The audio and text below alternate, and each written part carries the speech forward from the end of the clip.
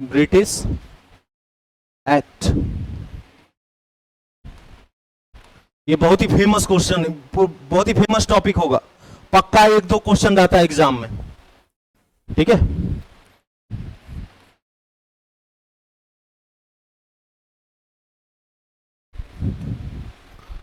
British act,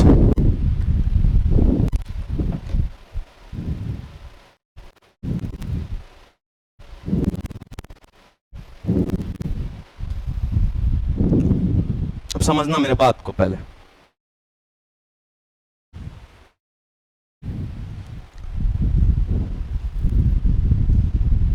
सोलह सौ ईस्वी में ईस्ट इंडिया कंपनी की स्थापना हुई।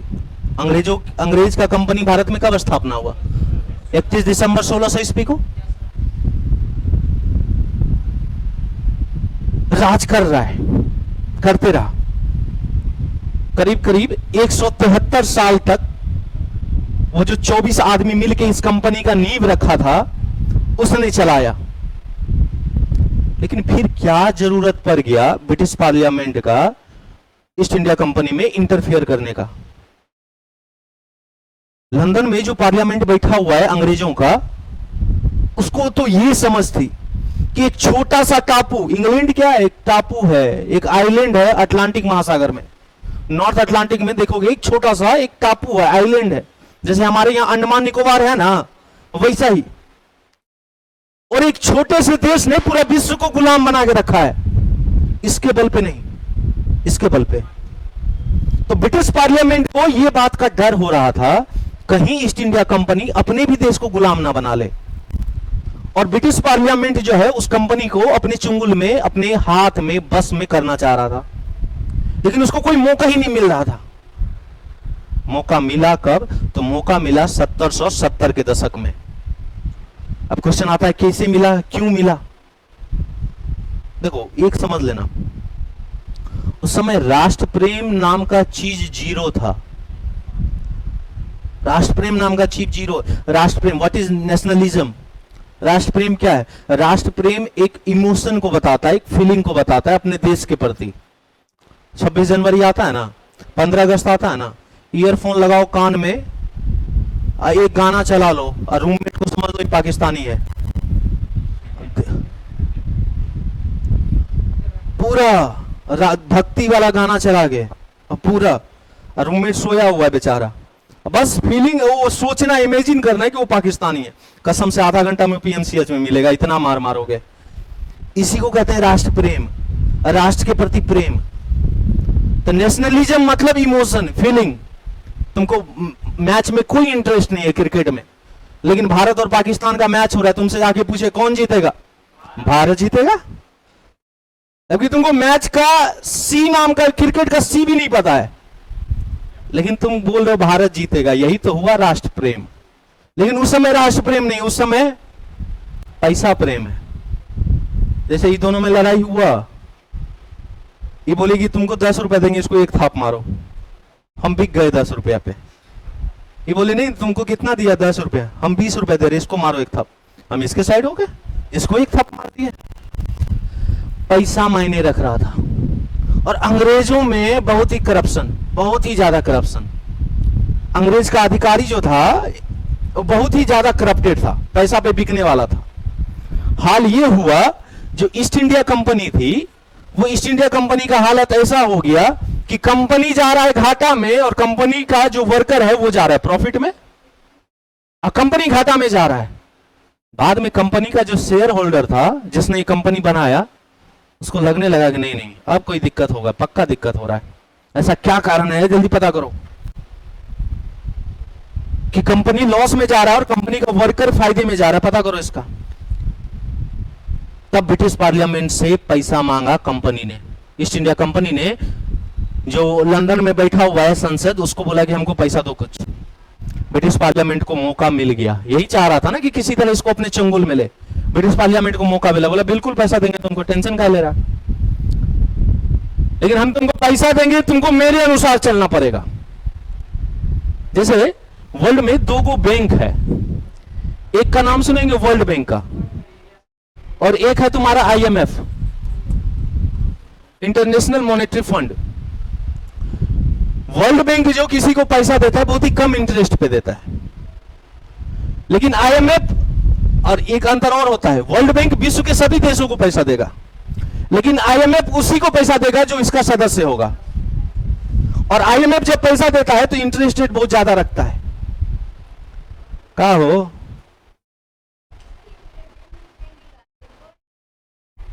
नहीं सुधरेगी, मार देंगे, तू मुक्का नाच के गिर जाएगी।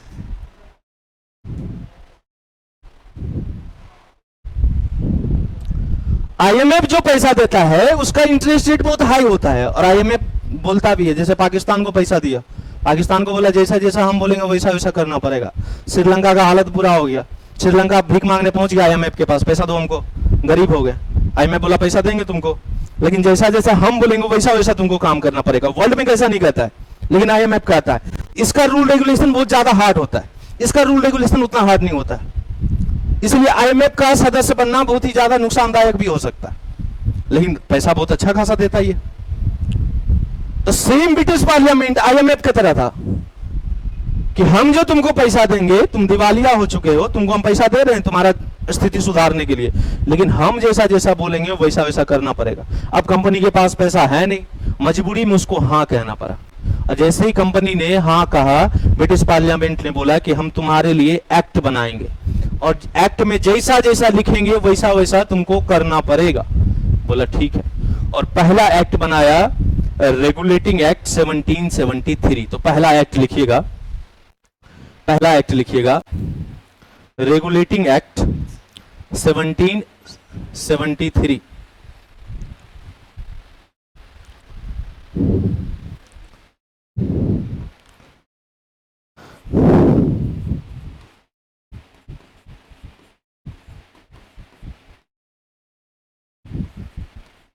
Regulating act 1773।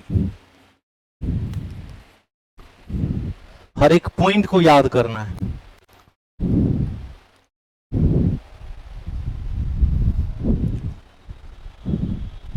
देखिए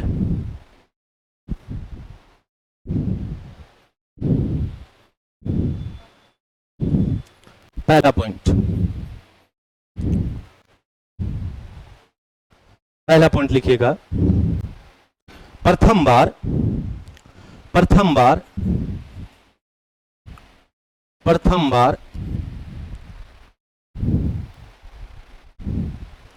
ब्रिटिश सरकार द्वारा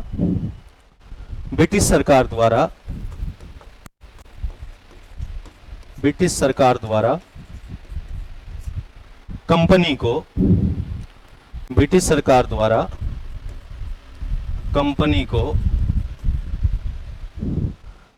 को विनियमित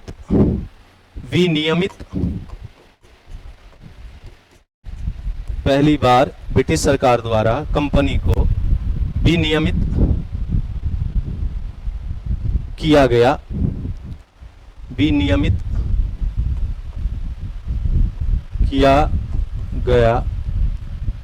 पहला पॉइंट।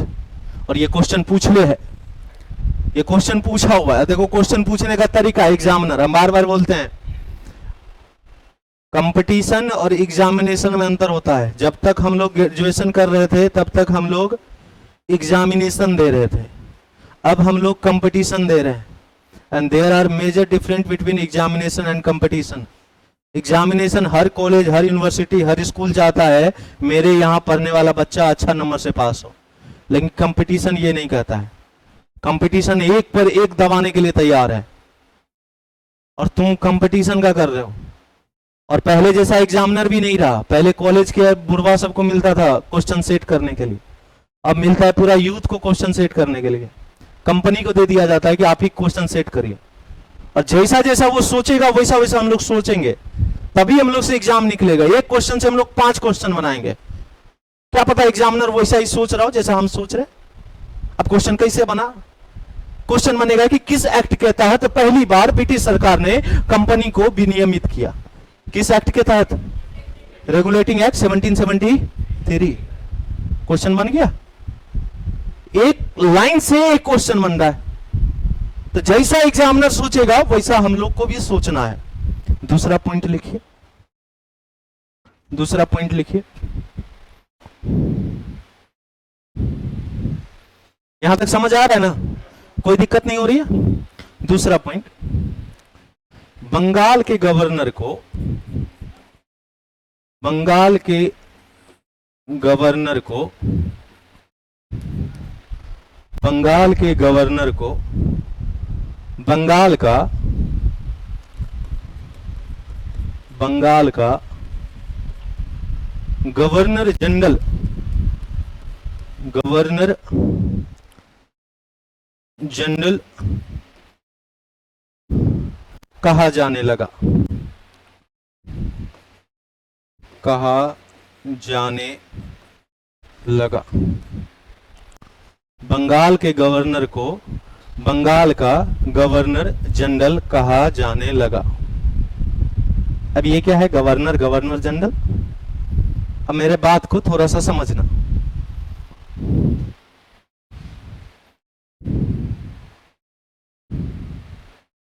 मेरे बात को थोड़ा सा समझो। ये भारत है,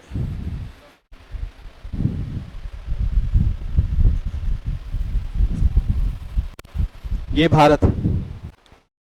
और हम बताए थे कि जब अंग्रेज भारत आया तो उसने अपना 3 हेडक्वार्टर बनाया था, जिसको प्रेसिडेंसी बोलता था वो लोग। और 3 प्रेसिडेंसी में एक तुम्हारा बंगाल प्रेसिडेंसी। कौन सा प्रेसिडेंसी? बंगाल प्रेसिडेंसी। दूसरा तुम्हारा मद्रास प्रेसिडेंसी। कौन सा? मद्रास, जिसको आजकल तुम लोग चेन्नई कहते हो। क्या कहते हो? चेन्नई। चेन्नई का पुराना नाम मद्रास। अभी भी कुछ ऐसा चीज है जो मद्रास से जाना जाता है, जैसे आईटी चेन्नई नहीं कहलाएगा, आईटी मद्रास कहलाता है। चेन्नई किसकी राजधानी? तमिलनाडु की। तो एक बंगाल, दूसरा मद्रास, और तीसरा तुम्हारा बॉम्बई। तीसरा बॉम्बई, उस समय बंबई कहा जाता था। 3 हेडक्वार्टर था, तीनों को प्रेसिडेंसी कहा जाता था। और हम बताए थे कि तीनों हेडक्वार्टर में जो सबसे तगड़ा हेडक्वार्टर था वो कौन था? बंगाल था। क्यों? बंबई क्यों नहीं है? मद्रास क्यों नहीं है? क्योंकि बंगाल, आज का जो दीदी वाला बंगाल है ना, ममता बनर्जी वाला बंगाल, उतने बड़ा बंगाल नहीं था। बंगाल बहुत बड़ा। आज जैसे पैसा में सबसे ज्यादा गुजरात है ना बिहार, भारत में, वैसे ही उस समय भारत में सबसे ज्यादा पैसा वाला जो राज्य था वो बंगाल राज्य था। क्यों?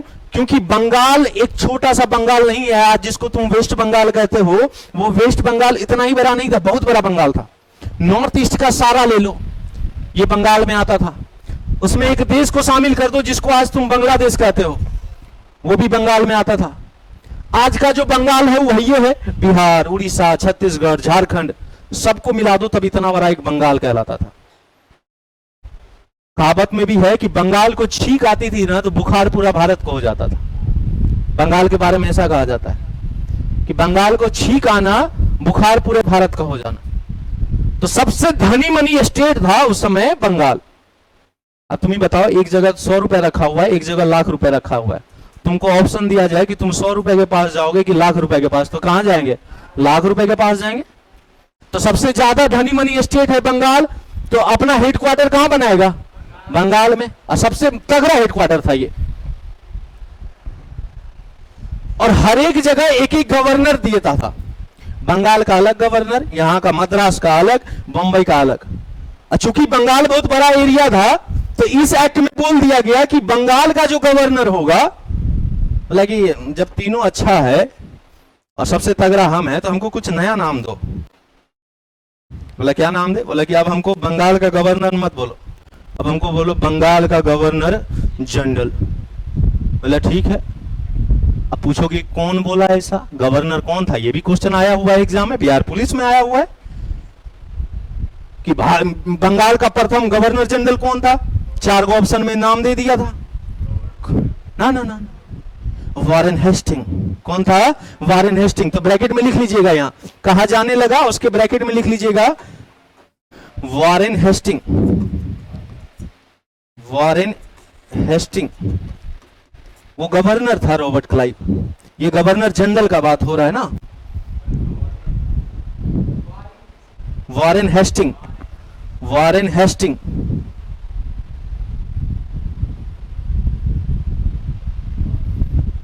Warren Hasting.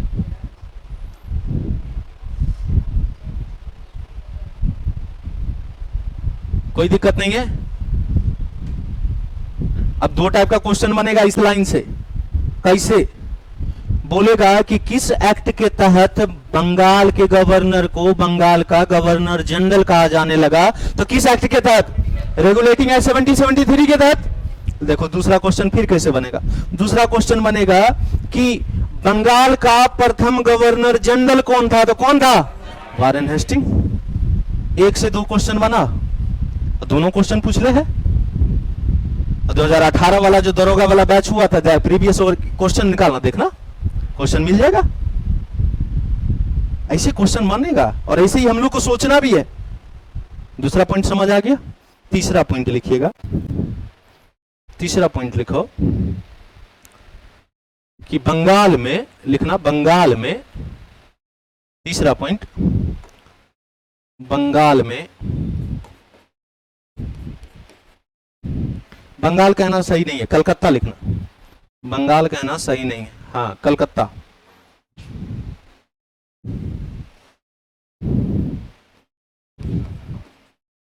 कलकत्ता में एक सुप्रीम कोर्ट की स्थापना की गई। एक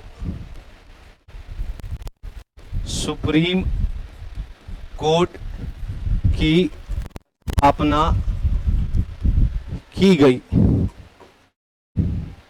स्थापना की गई। लिख लीजिएगा 1774 में।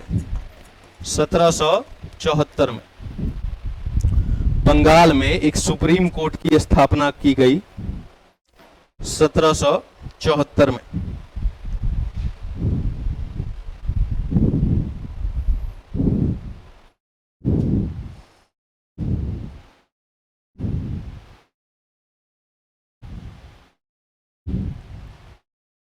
भारत का पहला सुप्रीम कोर्ट।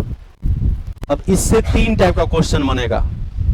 पहला क्वेश्चन देखना कि भारत में पहला सुप्रीम कोर्ट की स्थापना किस एक्ट के तहत की गई थी? तो 1773 के एक्ट के तहत, पहला क्वेश्चन। दूसरा क्वेश्चन, भारत में पहला सुप्रीम कोर्ट की स्थापना कब की गई थी? 1774 में। दो क्वेश्चन बना। तीसरा क्वेश्चन कि भारत में पहली बार सुप्रीम कोर्ट की स्थापना कहां की गई? कलकत्ता में। बन गया तीन क्वेश्चन। एक क्वेश्चन और बनेगा और पूछा हुआ है एग्जाम में कि ये जो सुप्रीम कोर्ट बना था इसका पहला जज कौन था? ये भी क्वेश्चन पूछता है और ये क्वेश्चन बीपीएससी में पूछ ले है कि सुप्रीम कोर्ट, भारत में प्रथम सुप्रीम कोर्ट का पहला चीफ जस्टिस, मुख्य न्यायाधीश कौन था? लिख लीजिएगा यहीं पे ब्रैकेट में, मुख्य न्यायाधीश, मुख्य न्यायाधीश एलिजा इम्फे। एलिजा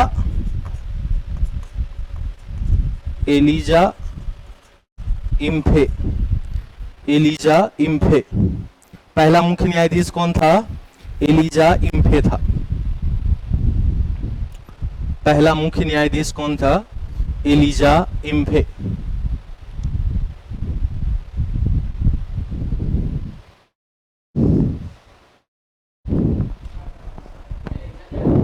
इम्फे। एलिजा इम्फे। हमको बता देना, हम साइड हो जाएंगे बोर्ड से। क्लियर है? कोई दिक्कत नहीं है? सब समझ आ रहा है? अब ये जो सुप्रीम कोर्ट है, आज का जो सुप्रीम कोर्ट है, दोनों अलग अलग है। आज भी एक भारत में सुप्रीम कोर्ट है जो दिल्ली में है। एक हाई कोर्ट होता है, दूसरा सुप्रीम कोर्ट होता है। हाई कोर्ट राज्य का सबसे बड़ा कोर्ट हुआ और सुप्रीम कोर्ट देश का सबसे बड़ा कोर्ट हुआ। सुप्रीम कोर्ट में पूरा देश का कानून चलेगा, लेकिन हाई कोर्ट में उस राज्य का कानून चलेगा जिस राज्य में वो हाई कोर्ट है। जैसे पटना हाई कोर्ट है ना, तो पटना हाई कोर्ट में जो केस आएगा, चाहे सिविल आए चाहे क्रिमिनल आए, तो बिहार राज्य का ही चलेगा ना उसमें। महाराष्ट्र वाला क्यों आएगा पटना हाई कोर्ट में? वो तो बंबई हाई कोर्ट में जाएगा ना। केरला वाला केरला में जाएगा, बंगाल वाला बंगाल में जाएगा। लेकिन सुप्रीम कोर्ट में पूरा देश का जाएगा। यदि उसमें अपील हो गया तो पूरा देश का जाता है उसमें। लेकिन ये वाला जो सुप्रीम कोर्ट है, जो 1774 में बनाया गया था, ये सुप्रीम कोर्ट आज के सुप्रीम कोर्ट से अलग है। अब बोलोगे किस मामले में अलग है? तो ये जो सुप्रीम कोर्ट बनाया गया है, इसमें जो केस होगा ये सिर्फ बंगाल वाले के लिए होगा, उसमें कोई और नहीं जाएगा। लेकिन आज के सुप्रीम कोर्ट में सब जाता है ना, पूरा राज्य जाता है, इसमें सिर्फ बंगाल वाला जाएगा। और दूसरा कारण, बंगाल का क्या, भारतीय जाएगा या अंग्रेज जाएगा, तो भारत का सुनवाई नहीं होगा इसमें। किसका सुनवाई होगा? अंग्रेजों का सिर्फ सुनवाई होगा। तो ये सुप्रीम कोर्ट सिर्फ कलकत्ता के लिए काम करेगा, पहला बात। और दूसरा, सिर्फ अंग्रेजों के लिए काम करेगा, ना कि भारतीयों के लिए काम करेगा। क्लियर है? कोई दिक्कत? समझ आ रहा है? चौथा पॉइंट लिखिएगा, लिखो, इस एक्ट के तहत, इस एक्ट के तहत, नेक्स्ट पॉइंट, इस एक्ट के तहत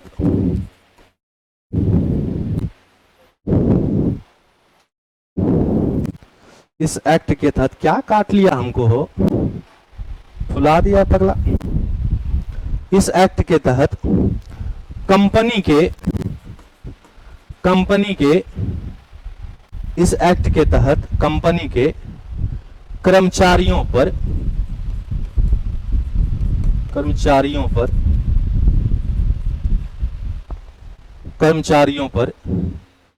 निजी व्यापार पर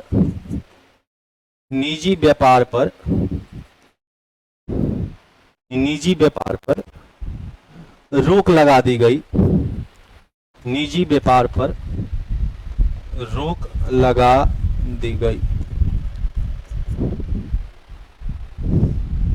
निजी व्यापार पर रोक लगा दी गई। कंपनी दिवालिया क्यों हुआ था? इसका कर्मचारी एक नंबर का करप्टेड था, यही कारण बना था कि पैसा उधार लेना पड़ा। तो ये तो पक्का है, ऐड करेगा ही करेगा। इसमें साफ साफ कह दिया, जो कंपनी का कर्मचारी होगा वो अपना प्राइवेट ट्रेड नहीं करेगा, अपना प्राइवेट बिजनेस नहीं करेगा। कंपनी का आदमी है, कंपनी का आदमी बनकर ही तुमको काम करना पड़ेगा। जैसे आज भी वो नियम कानून है। प्राइवेट जॉब है कोई दिक्कत नहीं, लेकिन जब तुम गवर्नमेंट जॉब में जाओगे, मान के चलो बिहार पुलिस में हो गया, तब बिहार पुलिस में हो गया तो क्या बिहार पुलिस के साथ साथ तुम रेलवे में भी काम कर लोगे क्या? एक आदमी एक पोस्ट। रेलवे में हो तो रेलवे वाला काम करो, पुलिस में हो पुलिस वाला काम करो। अब पुलिसों में है, बैंकों जाएंगे काम करने के लिए, रेलवे जाएंगे काम करने के लिए। यानी चार चार जगह का तुम सैलरी उठाओगे का, एक ही जगह का। आज भी भारत में है ये नियम। तो बोले कि कंपनी का जो वर्कर है वो सिर्फ कंपनी के लिए काम करेगा, ना कि कोई प्राइवेट ट्रेड नहीं करेगा। कोई दिक्कत नहीं है? क्लियर है? समझ आ रहा है? नेक्स्ट पॉइंट लिखना, नेक्स्ट पॉइंट लिखो। कौन सा पॉइंट होगा? पचमा है, पचमा ना? चलिए लिखिएगा, बंगाल के गवर्नर जनरल के लिए, बंगाल के गवर्नर जनरल के लिए,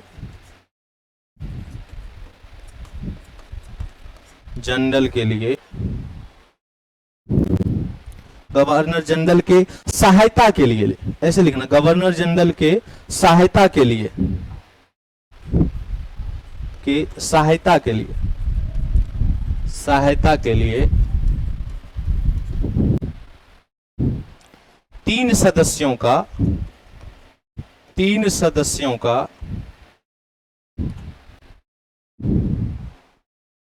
सदस्यों का एक कार्यकारी परिषद बनाया गया। एक कार्यकारी परिषद बनाया गया। एक कार्यकारी परिषद बनाया गया। बंगाल के गवर्नर जनरल के सहायता के लिए 3 सदस्यों का एक कार्यकारी परिषद बनाया गया, जिसमें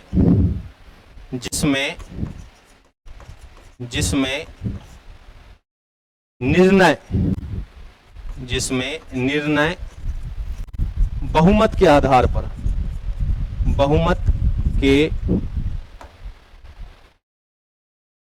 बहुमत के आधार पर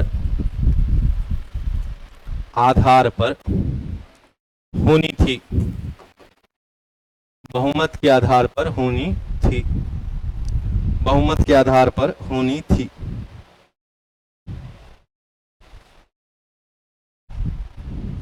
क्लियर है? अब ये कार्यकारी परिषद 3 सदस्य, व्हाट इज दिस? बंगाल का गवर्नर जनरल बोला कि अकेले हमसे ना होगा ये सारा काम, तो बंगाल के गवर्नर जनरल को हेल्प करने के लिए, सहायता करने के लिए 3 आदमियों को भेजा गया, अंग्रेज जो पार्लियामेंट है लंदन में बैठा हुआ उसके द्वारा।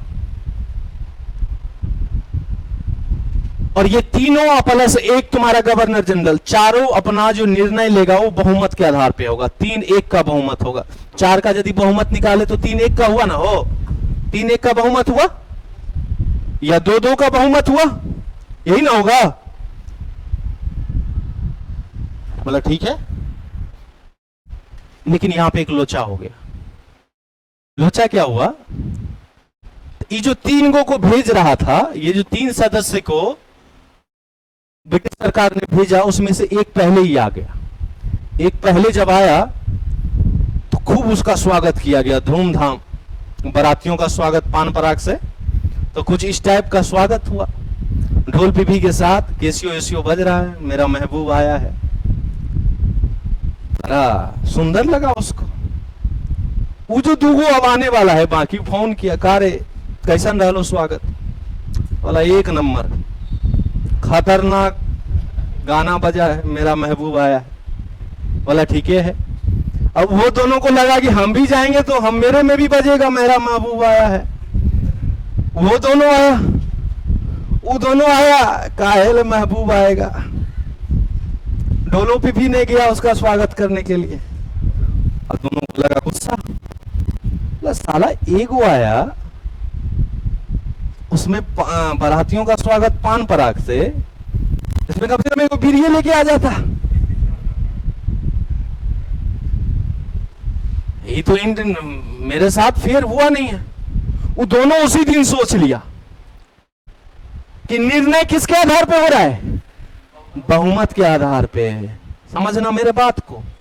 और दोनों उसी दिन सोच लिया, बेटा अब कोनो निर्णय है तो ना, तो अपना दोनों एक हो जाइए। वो हाँ बोलता हूं तो हम ना बोलो, वो ना तो हम हाँ। अब वारेन हेस्टिंग गवर्नर जनरल, कौन था गवर्नर जनरल? Warren Hasting. वो एक होगा तो खूब अच्छा से हुआ था, तो उसको कोई दिक्कत नहीं था। ये 2 को तो उसी दिन छान लिया था। अब कुछ होता था, वारेन हेस्टिंग हाँ ना ना बिल्कुल गलत काम है। अब वारेन हेस्टिंग ना बहुत अच्छा काम है। लीडर कौन है? तो वारेन हेस्टिंग लीडर है। लेकिन यहां लीडर से कोई लेना देना नहीं है, क्योंकि निर्णय किसके आधार पे हो रहा है? बहुमत के आधार पे हो रहा है। अब वारेन हेस्टिंग वहां फोन किया ब्रिटिश पार्लियामेंट को, कौन 2 को पगला को भेज दिया यार तुम? हाँ बोलते हैं तो ना बोलता है, ना बोलते तो हाँ बोलता है, कोनो काम ही नहीं होने दे रहा है। भला तुमको कम से कम कुछ करना चाहिए था उसके लिए, तुम किए नहीं है। कैबिनेट का बंदा है, ब्रिटिश पार्लियामेंट से कैबिनेट में आ रहा है, और तुम उसका स्वागत नहीं किए हो। भुगतो। भला ऐसे तो मर जाएंगे यार, बेकार है। तुम हमको इतना बड़ा पोस्ट दिए, गवर्नर से गवर्नर जनरल बनाए, अब बाद में मेरा कोई वैल्यू है ही नहीं इस दोनों के सामने। बोला अच्छा ठीक है, इसका हम कुछ तोड़ निकालेंगे। बोला जल्दी निकालो, ना तो होगा तो यही दोनों मरेगा, ना तो हम मर जाएंगे। बोला ठीक है, उसका तोड़ निकाले। तो ये जो इतना बड़ा एक्ट बना 1773 का, कहने के लिए तो बहुत अच्छा एक्ट था, लेकिन जो सोच के ब्रिटिश पार्लियामेंट ने बनाया था वो कभी फिसल रहा है। अब फिसल कौन रहा है? यही दोनों पगला की वजह से, क्योंकि कानून तो यही बनाएगा ना। अभी कानून कौन बनाता है? सरकार बनाती है। हम तुम तो नहीं जाते बनाने के लिए, हमने जिसको चुना वो कानून बना रही है। सांसद को कौन चुनता है? हम लोग चुनते हैं। विधायक जी को कौन चुनता है? हम लोग चुनते हैं। मुखिया को कौन चुनता है? हम लोग चुनते हैं। अब जो टॉयलेट बनाने के लिए जो 12,000 रुपया आता है, तो तुम्हारे हाथ में सरपंच ना पैसा देता है कि तुम सीधे पहुंच जाते हो बैंक वाला, तो हमको तो ऐसे थोड़ी नाम लिखा जाता है। कोई कानून बन रहा है, तो जिसको हमने बनाया वो बना रहा है। तो ये चारों कानून बनाने वाला है, अंग्रेज कुछ नहीं कर सकता इसमें, वहां का लोग ना, भारत का लोग कुछ कर सकता है ना यहाँ पे रहने वाले अंग्रेज कुछ कर सकता है।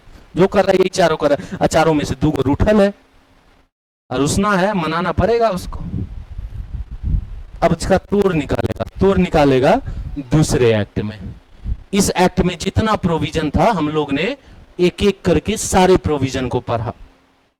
अब एक एक्ट से देखो कितना, कम से कम 300 क्वेश्चन बन सकता है। यदि हमको बोलोगे तो हम 100 क्वेश्चन बना देंगे इस ये 6-7 पॉइंट से। अब हम लोग कॉपी देखना एक बार, हम मेरे तरफ नहीं, एक बार कॉपी देखना। तो अब बताओ कि अंग्रेजों ने पहली बार किस साल में पहला एक्ट बनाया? 1773 में। एक्ट को क्या नाम दिया गया? रेगुलेटिंग एक्ट 1773, यही दिया गया था ना। पहला प्रोविजन क्या है? ब्रिटिश पार्लियामेंट ने पहली बार ना कंपनी को क्या किया? कंट्रोल किया है। अब ब्रिटिश पार्लियामेंट के अनुसार चलेगा। दूसरा, बंगाल के गवर्नर को क्या कहा जाने लगा? गवर्नर जनरल कहा जाने लगा। और पहला गवर्नर जनरल कौन है? वारेन हेस्टिंग है। पूछे कि भारत में पहला सुप्रीम कोर्ट की स्थापना किस एक्ट के तहत हुई? रेगुलेटिंग 1773। यदि पूछे कि कब हुई तो 1774 में हुई। कहां पे हुई? कलकत्ता में हुई। किसका कानून चलेगा वहां पे? सिर्फ अंग्रेजों का चलेगा। किस एरिया के लिए सिर्फ चलेगा? तो कलकत्ता के लिए चलेगा। यही था ना। पहला चीफ जस्टिस कौन बना? एलिजा एम्फे। क्वेश्चन पूछा है तो पूछ दे, कलकत्ता सुप्रीम कोर्ट का पहला मुख्य न्यायाधीश कौन बना? एलिजा एम्फे बना। क्या इस एक्ट के तहत अंग्रेज का जो कर्मचारी था वो अपना निजी व्यापार कर सकता था? क्या नहीं व्यापार कर सकता है। उसके निजी व्यापार पर भी यदि पूछ दे कि अंग्रेजी कर्मचारियों के निजी व्यापार पर किस एक्ट के तहत रोक लगी, तो किस एक्ट के तहत? रेगुलेटिंग एक्ट 1773 के तहत लगी। कोई दिक्कत नहीं है। बंगाल के गवर्नर जनरल को हेल्प करने के लिए, सहायता करने के लिए कितने सदस्यों की एक कार्यकारी बनी? 3 सदस्य। और निर्णय किसके आधार पे होगा? बहुमत के आधार पे होगा। क्लियर है? कोई दिक्कत नहीं ना है? समझ आ रहा है ना? अब दूसरा एक्ट लिखना। अब दूसरा एक्ट लिखो। थोड़ा पानी पिलाऊं है?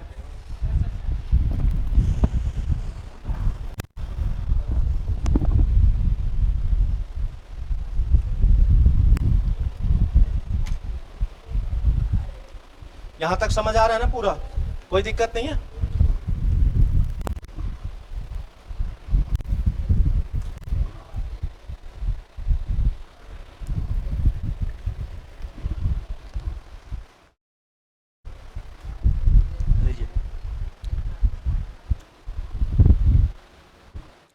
लिखना।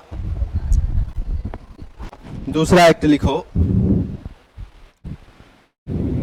इसको हटा देना। दूसरा एक्ट लिखो। Pitt's India act. Pitt's India act 1784। Pitt's India act 1784।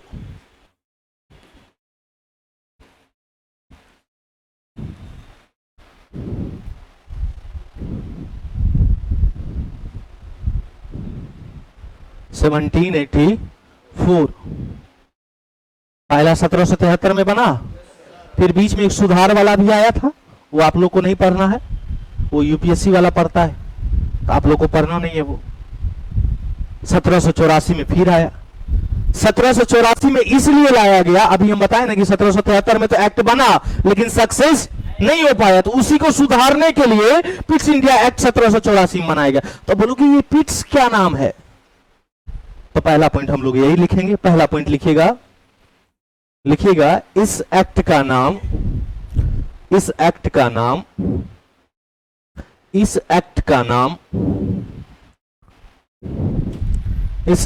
नाम इंग्लैंड के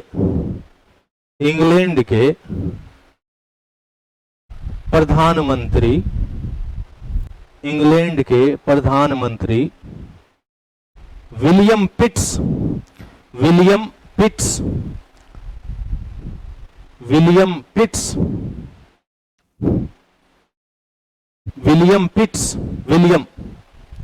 विलियम पिट्स के नाम पर, विलियम पिट्स के नाम पर रखा गया।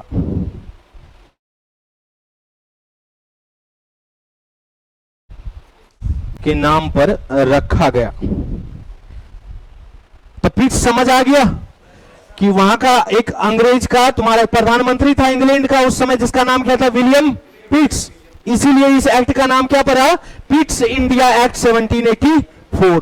किसके लिए बनाया जा रहा है, इंडिया के लिए बनाया जा रहा है, यही ना बनाया जा रहा था। तो पिट्स इंडिया एक्ट 1784। अब पहला प्रोविजन तो नाम पता चल गया। दूसरा पॉइंट लिखना। अब याद करो वो जो कार्यकारी परिषद था जो 1773 में था, उसमें सदस्य कितने थे, 3 था ना, अब प्लस एक गवर्नर जनरल था, तो टोटली कितना हो गया, 4, और 2-2 का था। अब अभी दिक्कत हो रही थी ना वारेन हेस्टिंग को, उसका तोड़ निकाला गया इसमें। तोड़ क्या निकाला गया, इसमें एक सदस्य और ऐड कर दिया, 3 से कितना कर दिया गया, 4। तो लिखना इस एक्ट के तहत, दूसरा पॉइंट रे पगला, इस एक्ट के तहत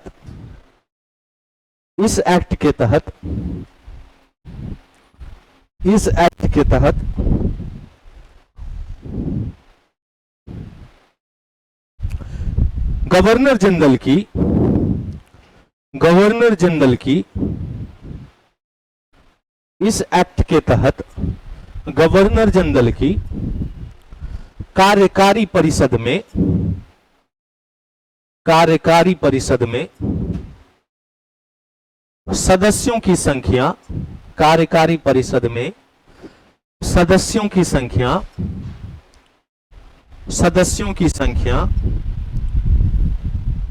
3 से बढ़ाकर 4 कर दिया गया। 3 से बढ़ाकर कितना कर दिया गया, 4 कर दिया गया। तथा निर्णय बहुमत के आधार पर,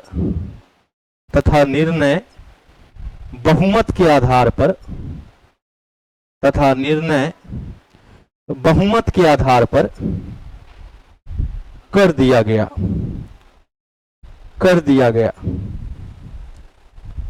बहुमत के आधार पर कर दिया गया।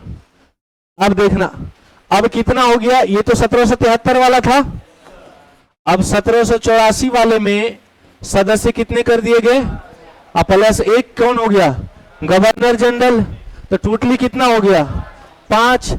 अब इसका बहुमत निकालोगे तो 3-2 का बहुमत निकलता है कि नहीं निकलता है, निकलता है ना। अब 2-2 को एक को साइड रहेगा ना, तो जिधर गवर्नर जनरल रहेगा उसी का बात मान लिया जाएगा। अब बॉस कौन बन गया, गवर्नर जनरल। 2 बोल रहा है ना है तो, 2 बोल रहा हाँ है तो गवर्नर जनरल का मन है, ना है तो हाँ है तो, दोनों में से किसी जिसमें चल गया बात उसका मान लिया गया। अब बोलोगे कि यदि 3 को बोल दिया, ऐसा भी हो सकता है ना, 4 को में यदि 3 को बोल दिया तो तब फिर वही वाला केस हो जाएगा। लेकिन अब जो एगो को बुलाया था ना, अपना चलवा को बुलाया था कि हम कहो दिन हो तो बोलिया दिन है, रात हो तो रात है, मस्त आदमी है, ठीक है, ठीक हो, हाँ ठीक हो, चल कर दिया फिर।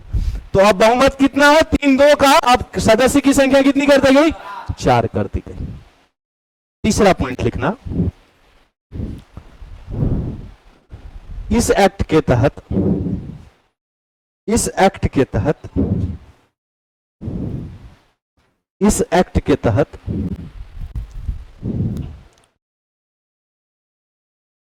Board of control, board BOARD, board of control नामक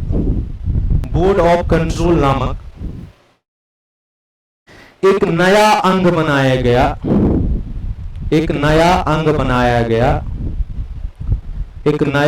बनाया गया, जो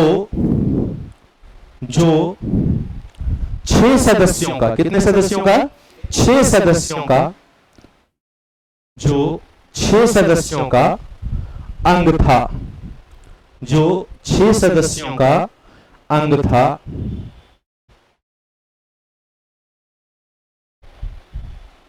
प्रशासनिक कार्यों के लिए, प्रशासनिक कार्यों के लिए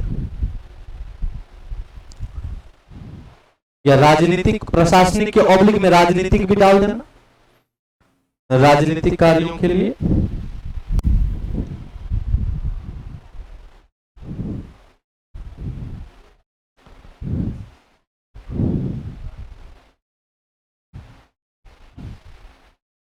क्या है, BOC, बोर्ड ऑफ कंट्रोल।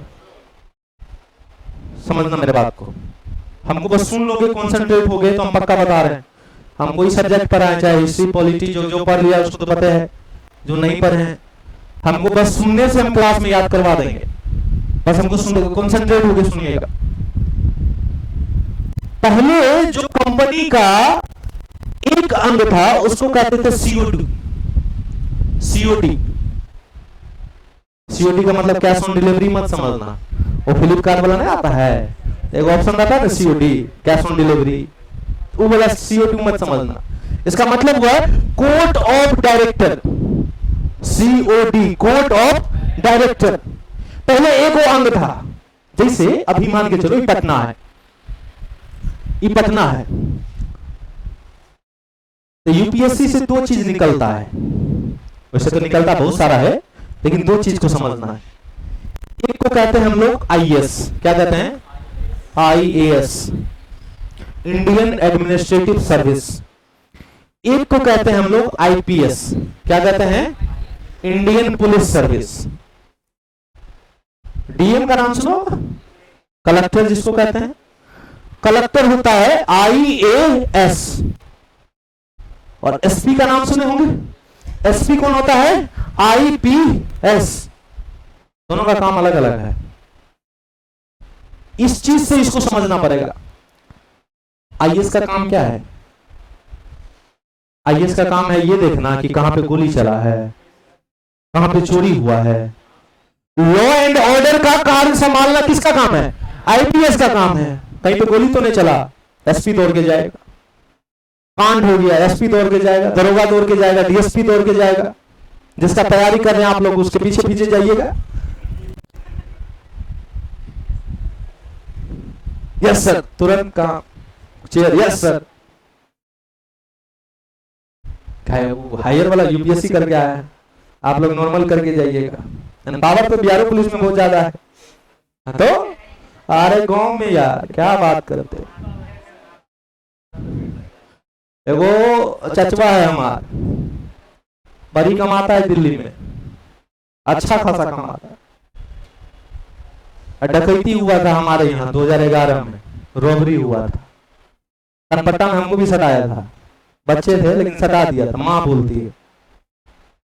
तो अच्छा आया, DIG गया वहां चेक करने के लिए, तो चेयर पे बैठा था हमारा चचवा, उसको लगा बहुत पैसा कमा रहे हैं हम, पैसा बहुत ज्यादा। देखो बिहार और यूपी ऐसा चीज है ना बेटा कि तुम भले 10 लाख कमा रहे हो महीना का, लेकिन एगो टीचरों हो ना तुम, गवर्नमेंट का एक ठप्पा लग गया ना, इज्जत तुम्हारा एक खतरनाक बन जाएगा गांव में।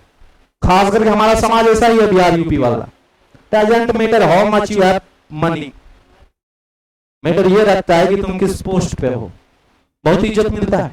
तो बिहार पुलिस खाए, मेरे चचवा बैठा हुआ बिहार पुलिस आए, उठा बोले सर आइए बैठिए, जबकि वैसे 5 बिहार पुलिस को रखेगा अपने पीछे पीछे, लेकिन चेयर मिल गया उसको। इतना पावर होता है बिहार पुलिस को, कम पावर नहीं, बड़ी इज्जत मिलता है, पैसा तो मिलवे करता है। अब यार है करप्शन है, ये है रोडों पे खड़ा रह गए ना तो पहले 3000 रुपए कम का जेब में डाल के जाओगे। हाँ गाड़ी पकड़ा 200-500 रुपए दो जाओ, 6 को पकड़े तो 6 पंचे 30, 3000 जेब में, बड़ी कमाई है, ऐसा नहीं कमाई नहीं। तो IPS का काम क्या है, लॉ एंड ऑर्डर को संभालना। IAS का काम नहीं है कि कहां पे गोली लग रहा है, कहां पे चोरी हो रहा है, कहां पे डकैती हो रहा है। IAS का काम है एडमिनिस्ट्रेटिव को देखना। जमीन वाला बात है, DM के दरबार में दौड़ेगा, कोई ऐसा घटना हो जो एडमिनिस्ट्रेटिव से रिलेटेड हो तो वो जाके देखना। अब दोनों काम यदि एक ही आदमी को मिल जाए, आईएसए को मिल जाए दोनों काम, लॉ एंड ऑर्डर भी संभाला और एडमिनिस्ट्रेटिव भी संभाला, तो उसको थोड़ा सा हार्ड लगेगा। और आईपीएस को भी मिल जाए दोनों काम, तो आईपीएस को हार्ड लगेगा। तो ये दोनों काम जो है, पहले अंग्रेज का ये बात जो था, कोर्ट ऑफ डायरेक्टर देखता था, सीओडी देखता था। सीओडी बोला कि इतना काम हमसे नहीं होगा भाई, या तो हमको लॉ एंड ऑर्डर दे दो, नहीं तो प्रशासनिक वाला तुम देख लो, किसी और को दिखाओ। बोला ठीक है, उसके लिए एक नया अंग बनाते हैं।